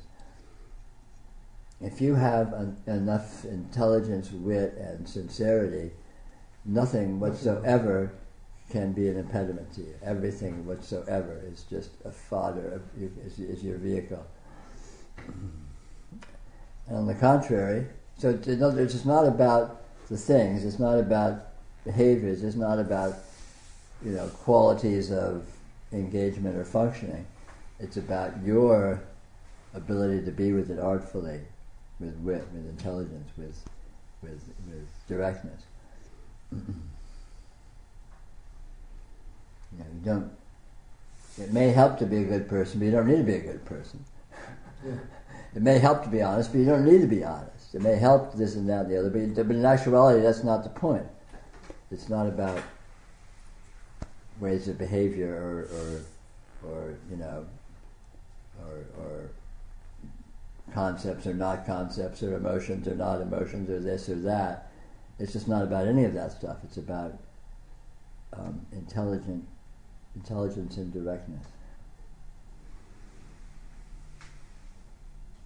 So I was thinking, just as you're saying that, it seems like religious dogma around who can become realized and only certain people can kind of hides what it is. But if you buy it. If you buy it, but then I was thinking on the other hand, if you got like a part of you that's competitive or striver or something like that, it's like you want to be one of the few, so it could work either direction. Exactly. It could either be like only certain people can be realized and I'll go touch their feet, or I want to be one of those people. Absolutely. And again, it's down to you using any given factor as a wall, something that's blocking you, or as a stepping stone, something that you can use as a jumping point to jump over into something, the next thing. And it's not up to the thing; it's up to you. Right. It's always up to how you use it, not what it is.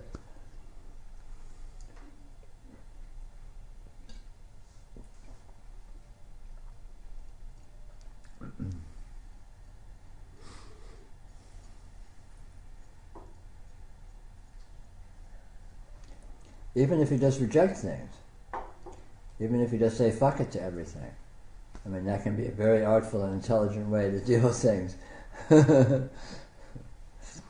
Netty netty.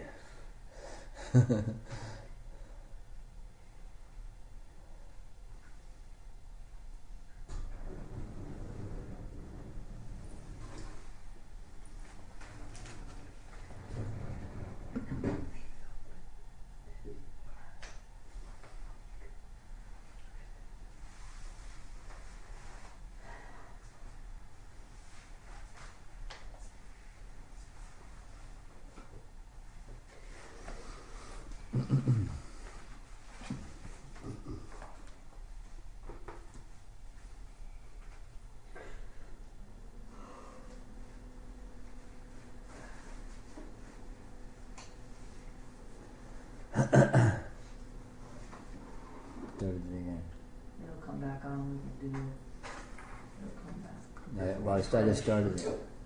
Huh? It's no longer Yeah. broadcasting. Yeah, it is now. It just fell off for a few seconds. It's back. Oh, Oh, no. there's an ad. Here's an ad.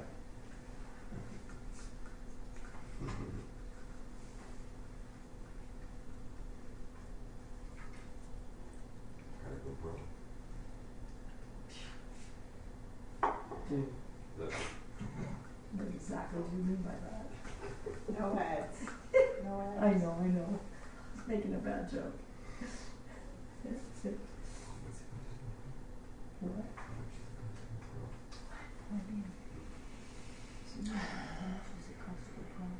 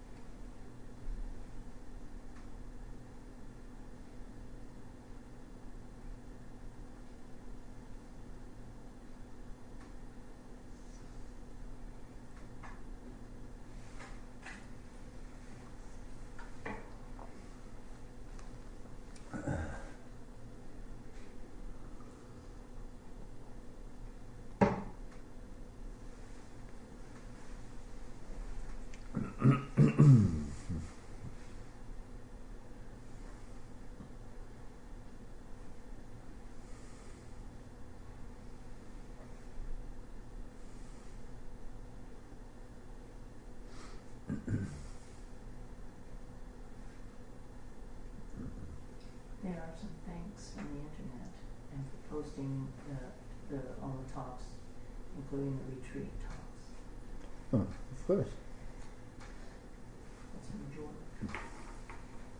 Really nice.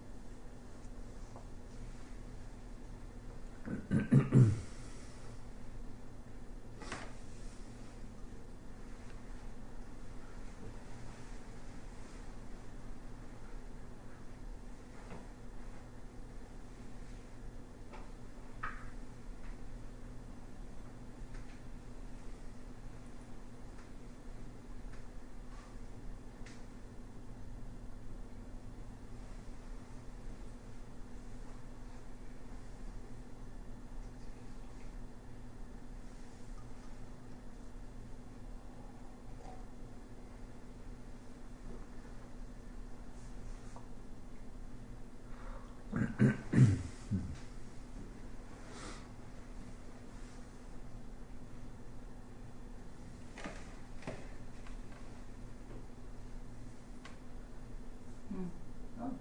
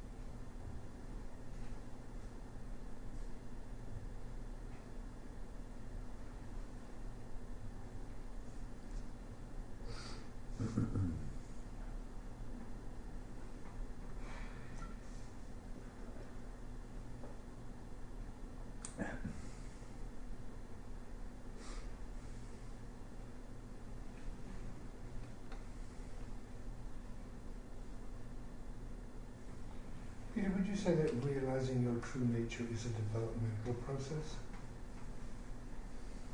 Is that what?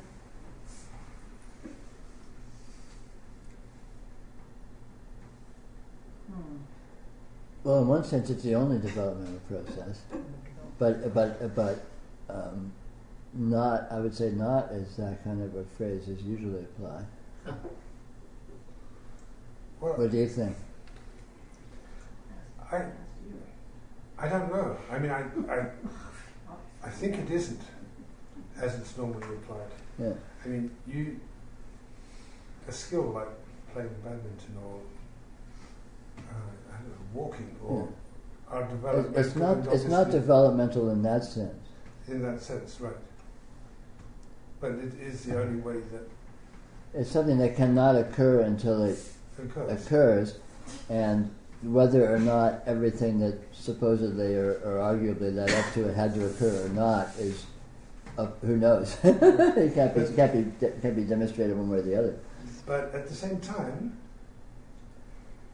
life, or whatever you call it, up until the occurrence, is the development. Yeah, exactly so. It's hard to know. It's hard to know. But it's not intrinsically developmental because it's a leap. In a certain sense, it's a leap that could theoretically have been taken at any time. But of course, it's not actually taken until it is. And I don't know if there's anything else like that. Like what? That There's nothing else. There's nothing other than There's nothing else. well, there are things that we do as people, like learning to walk and playing badminton or But that's whatever the it same. is. But that's exactly the It might be same. analogous to flash of insight, like Exactly like a mathematician who all of a sudden, like Einstein, all of a sudden sees the theory of relativity, how the theory of relativity works, or something like that. Who knows? Or an inventor suddenly just sees the way to do something. I mean, I don't know. Maybe not. Who knows? I keep going back to the slip and fall analogy tonight. Like that we just it's hard to say exactly what.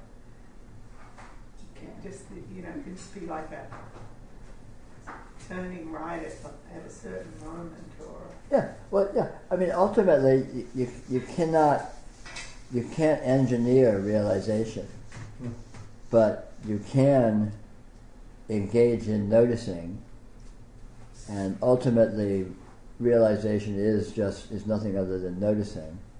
It's a kind of you could say it's a kind of a permanent noticing or a final noticing or something like that.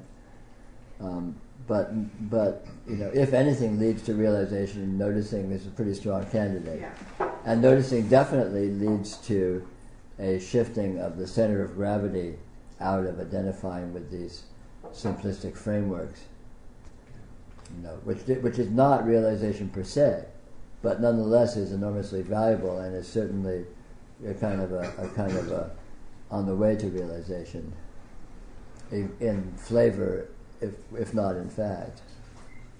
So, taking that one step further, realization is a serendipitous event. Absolutely. So is walking. So is walking. So, and what's the question? Realization is never expected. In my experience. Neither is walking. Have you seen a baby learn to walk? The look of surprise? Okay, you had two of those. You remember? What, the two of those or the experience? Or two babies. It was an astonishing moment. Peter, is that sort of like saying time is a factor in attaining timelessness? I mean, Well, that's not analogous. That's not analogous because time and timelessness are two different ways of seeing the same thing. And neither of those really has anything to do or has much to do with realization. That's more to do with how how limber you're, or how flexible you are with being able to juggle frames of reference. I think that's something that is learnable. I think you can learn to see timelessness as, because time is, you can just learn to, by looking carefully you can discover that time is basically a hypothesis, and then you can, if you're artful, you can shift the hypothesis and see timelessness, see this as timeless instead of as time, and discover the way in which that works. And so I think that's kind of a matter of artifice. Whereas realization is not a matter of artifice.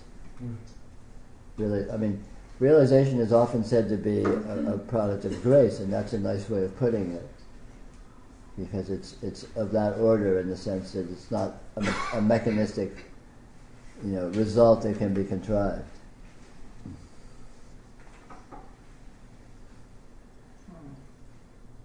So there can seem like there's steps, but there's really no steps. Well, yeah, there are steps that are really useful in terms of freeing yourself from erroneous frames of reference.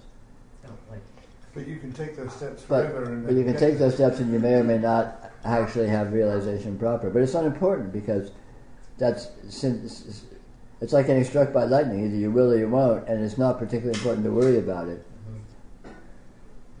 But it is a really good thing to free yourself, to get out from under the dullness of simplistically holding things to be this way or that way, and develop some wit and some intelligence and some artifice, and really come to see, well, gee, there's a lot more going on here than that, and it's possible to take advantage of that fact and free yourself from these simplistic holdings, which are just ways of being stuck. They're ways of frustrating yourself and feeling small and feeling powerless, and just basically enjoying life less.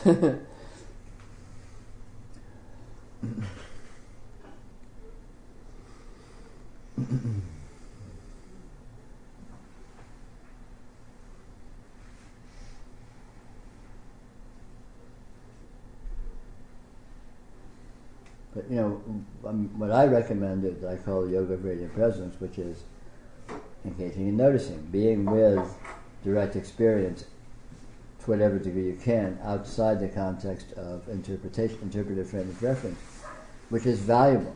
It's definitely valuable, and it definitely will free up your identification with error, with delusion, with stupidity, and will be empowering and be liberating and be generally a good thing across the board. And it may or may not result in realization, but that's irrelevant, because when that happens, it happens, and there you go. Okay, the question is, can realization be so subtle in its unfolding to itself as to be or seem eventless? I would say in the unfolding, yes, but realization per se is really is kind of obvious.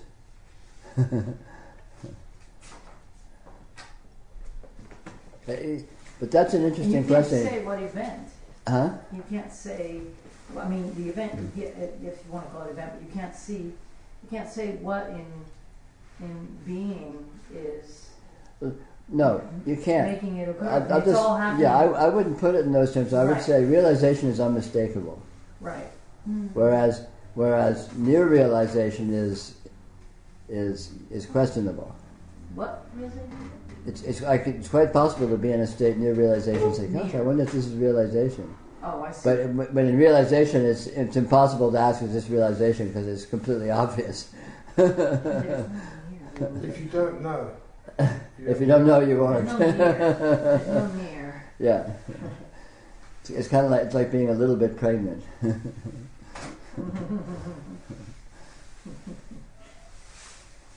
Maybe. Although you don't know for a long time. Sure. Yeah, there can be. That's possible. Nothing feels different for a long time with pregnancy, at any rate. Yeah, well, it's not exactly analogous in that sense. I was going to say, yeah, really. At least from my experience. It's just a It metaphor. is actually. No morning sickness. There have been women who've shown up at the emergency room, didn't even know they were. It's true. It's weird.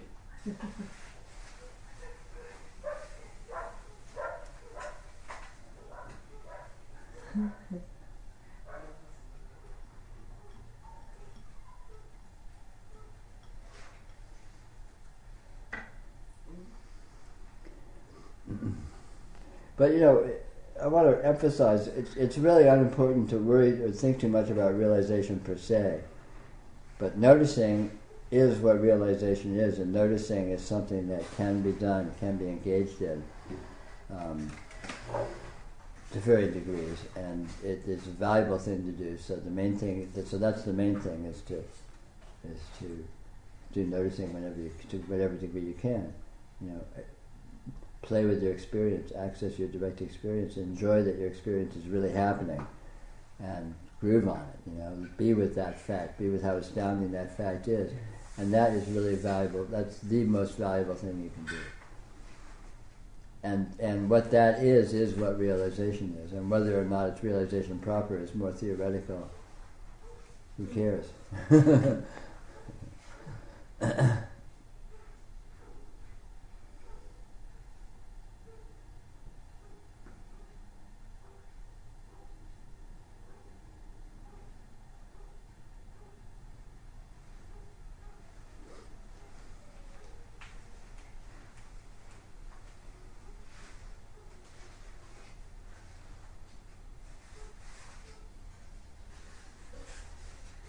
Well, I remember hearing over and over again in different ways, the Buddha this, this teacher that, would say this is enlightenment. This is realization. Yeah. And so one day I said, okay, well, I'm not going to keep worrying about getting realized. I'm just going to start looking at what is. Yeah, exactly so. Yeah. And realization is nothing other than what this is. So this is most certainly realization. And this is already the case. I mean, the whole thing is very paradoxical and slippery. Realization is an actuality. There's no doubt about it. But when realization happens, all you realize is that you always were this. Right. I mean, very, very specifically. And so it can't be said to be an improvement or a change of events. And yet, that condition, that certainty, that completely obvious revelation is undeniable and is actual. So it is something.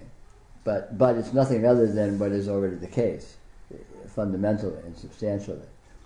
So taking advantage of what is the case is not substantially different than what realization is, even if realization is an actual event. It's unimportant. It's beside the point. It is something in as much as you can say it is awesome. Yeah. Yeah, it is actual. Realization is an actual condition that does happen. And it is awesome. But it is not anything other than, it is not more than or better than this. Than what is already the case, what's always been the case. And the degree to which you allow yourself to appreciate and enjoy what this is the degree to which you are in the position that you will be in when realization happens.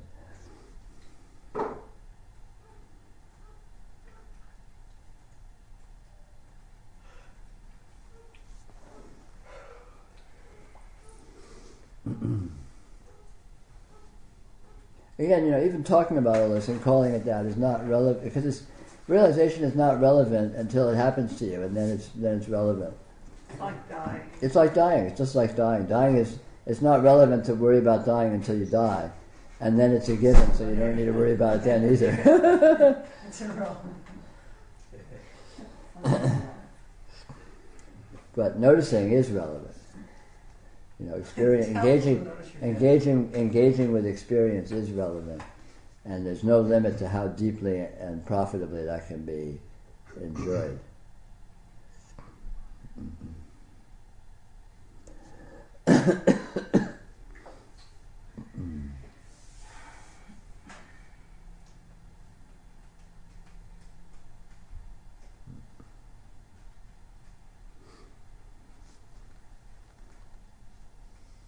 And on that note,